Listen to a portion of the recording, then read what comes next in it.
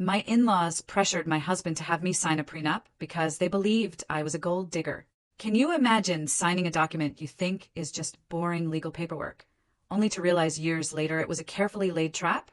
They told me that prenup was for my protection, a simple formality.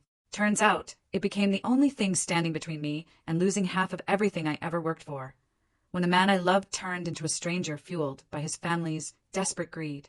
And the worst part, they were the ones who insisted I sign it in the first place. My name is Harper, and I still get a phantom eye twitch every time I hear the word agreement.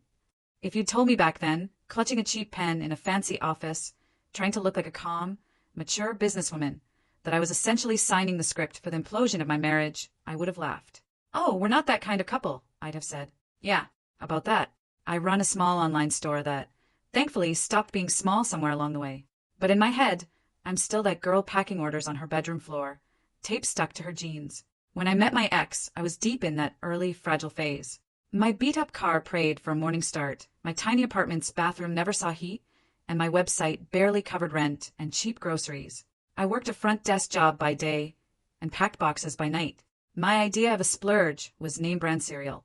We met at one of those soul-sucking networking events. You know the type: beige walls, bad coffee, polite smiles, business cards flying like sad confetti.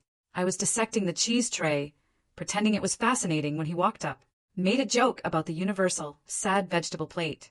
It wasn't hilarious, but his eyes crinkled kindly and I laughed. He worked in marketing, building digital presences.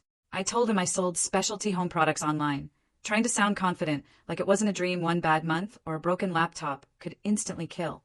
We talked websites, email lists, abandoned carts, all that glorious nerd stuff. The room faded. We ended up on the hallway floor,